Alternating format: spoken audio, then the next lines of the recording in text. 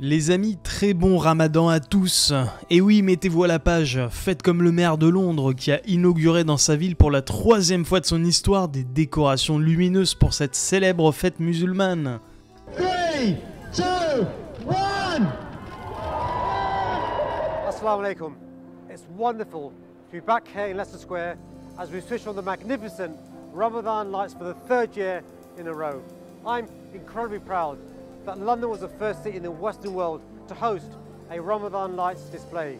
This is a powerful symbol of who we are as Londoners and how we celebrate our diversity. As ever, I'd like to extend my warmest wishes to all those in London and around the world who are observing the holy month of Ramadan. Of course, fasting from dawn till dusk can be tough going at times. What I've always loved about Ramadan is the chance it presents after sunset to break bread with people of different faiths and backgrounds. I've always believed very strongly in the importance of building bridges and strengthening the common bonds that unite us. Our city owes a great deal to Muslim Londoners, whose contributions have made our capital a better, brighter and more prosperous place. And during Ramadan, we invest in our Muslim communities as they give generously to charity and support those in need at home and abroad in places like Gaza and Sudan. So as Mayor, I want to pay tribute to you, not just for showcasing London's outward-looking spirit, but the caring, compassionate values our religion teaches us. Your example shines bright, like these lights, beyond our borders to the rest of the world. From my family to yours, Ramadan Mubarak. Merci, écoute, merci. Mashallah les amis, mashallah. Le scandale des grooming gangs musulmans de Telford qui ont abusé de jeunes filles quasi exclusivement blanches durant littéralement des décennies avec le support des policiers anglais qui n'osaient pas passer pour des racistes, je suppose que ça doit aussi faire partie du package. Passons du ramadan fêté dans un Londres en pleine déliquescence aux gros américains qui innovent, portent leur burne et font des trucs de malades. Le dernier en date, une voiture volante. Oui, vous avez bien entendu, l'image qu'on se faisait tous du futur quand on était gosse est peut-être sur le point d'arriver.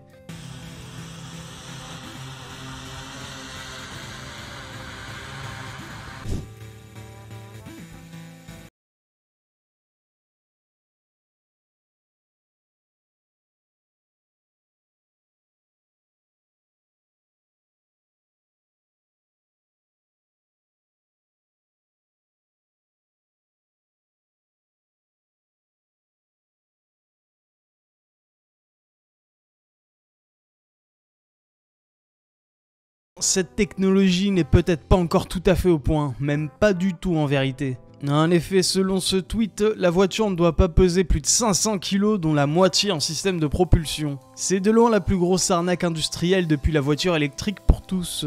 En plus d'être une énorme connerie en termes de gestion de circulation aérienne et de retour sur la route. Hypnose qui nous dit c'est littéralement un gros drone avec une coque en plastique. Une fois que la voiture fait 1,2 tonne avec 5 passagers, ça bougera pas du sol leur truc. Les gens ils savent pas déjà mettre leur clignotant dans un rond-point, tu veux qu'ils fassent quoi si leur voiture elle vole? Bon ça c'est autre chose. Alors certes, peut-être que c'est un peu fumeux, mais moi perso je suis preneur de la moindre petite innovation, je veux ma voiture volante. Vous vous rappelez du film L'histoire de Suleyman, celui qui raconte la vie d'un livreur Uber Eats? Eh bien l'acteur principal, Abou Sangaré, un temps menacé d'expulsion et qui vient d'obtenir son titre de séjour, a remporté le César de la meilleure révélation masculine.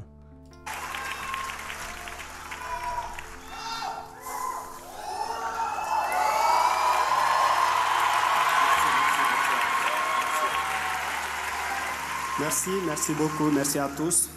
Surtout bonsoir à tous pour ceux dont je n'ai pas vu. Merci à tous pour votre déplacement. Merci à l'Académie pour cette magnifique organisation de la 50e cérémonie de César dont j'ai eu la chance aujourd'hui d'assister. Tout d'abord, je voulais m'adresser à mon équipe, l'histoire de Suleyman. Je pense qu'ils sont tous présents ici aujourd'hui. Je vais d'abord parler à mon réalisateur, Boris Loskin, et sa directrice,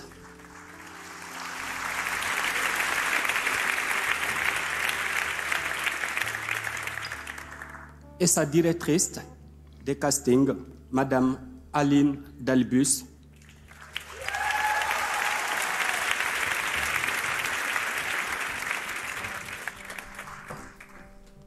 Je prononce leur nom puisque de 2017.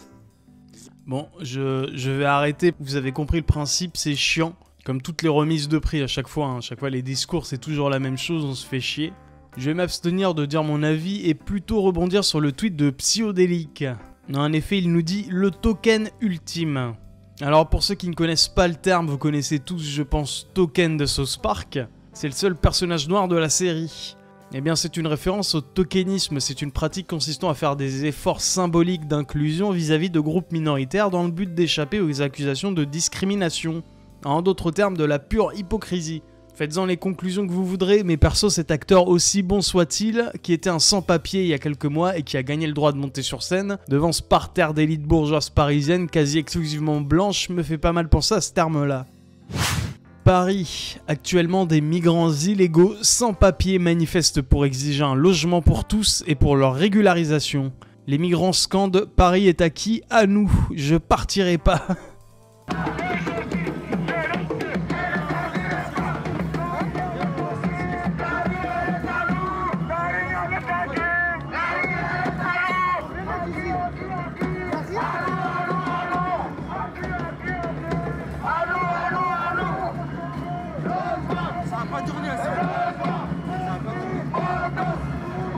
On ne peut pas nier qu'il y a de l'ambiance quand même. Mais bon, vous avez quand même vu qui traîne avec eux à ces manifestations, hein, que des parisiennes blanches aux cheveux colorés. Comme c'est étrange, hein, je ne m'y attendais point du tout.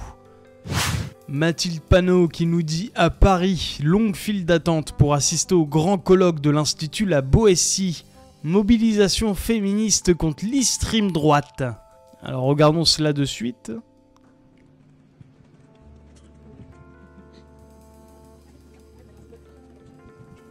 Oula.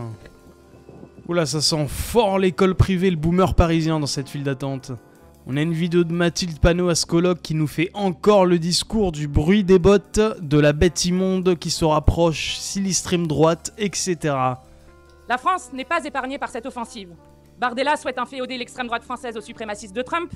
Dimanche, il y a 15 jours, ce sont 30 nervis qui, cagoulés et armés, ont attaqué en plein Paris une projection antifasciste de la jeunesse kurde, envoyant 2 militants à l'hôpital avec des coups de poignard, en criant « Paris est nazi », sans aucune condamnation du gouvernement français. Alors, ce qu'elle oublie de dire, encore une fois, j'ai fait une vidéo dessus, c'est que les jeunes nervis en question, c'était des membres des loups gris turcs. C'était pas Charles, Jules et Jean-Jacques qui traînent à la citadelle et qui vont tabasser des Arabes dans la rue. Mais bon, sur cette affaire, à chaque fois, les médias oublient de préciser cette nuance. Français, ni aucun mot pour les victimes. La semaine dernière, des étudiants à Angers se sont fait tabasser en rentrant chez eux parce qu'ils ont refusé, comme leur intimé des militants d'extrême droite, de faire des saluts nazis.